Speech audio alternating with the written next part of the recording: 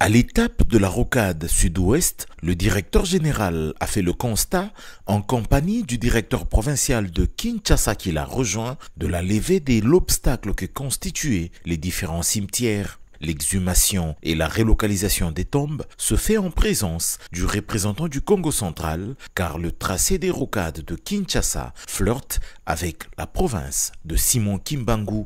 Quant aux travaux, une bonne zone est déjà revêtue de la couche de base, bordée par des caniveaux dont certains sont en cours de finition. C'est le cas notamment des abords de la cité Millennium, passant par la base de Grec 8, évoluant en direction de Ngoudiabaka, frontière entre Kinshasa et le Congo central. Nico Nzaou, directeur général de l'Agence congolaise des grands travaux, fait ici un état des lieux des changements remarqués 2 mois après le passage des ministres des ITP, Urbanisme et Habitat, ainsi qu'Aménagement du territoire.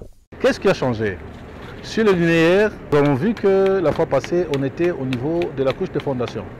Et maintenant, nous constatez avec moi que la couche de fondation est presque enterrée. C'est une manière de vous dire que les travaux avancent très très bien. Alors, au niveau de l'assainissement, quand nous sommes en train de venir, vous avez vu au niveau de PK13 qu'il y a un grand changement parce que nous avons constaté qu'il y avait un petit problème à cause de l'assainissement. Et nous avons demandé qu'on puisse améliorer les systèmes d'assainissement et vous avez vu qu'il y a des caniveaux supplémentaires qui sont en train d'être construits. Alors juste à ma droite, vous avez vu comment nous sommes en train de prendre en charge, n'est-ce pas, la protection des talus. Parce que c'est un grand danger.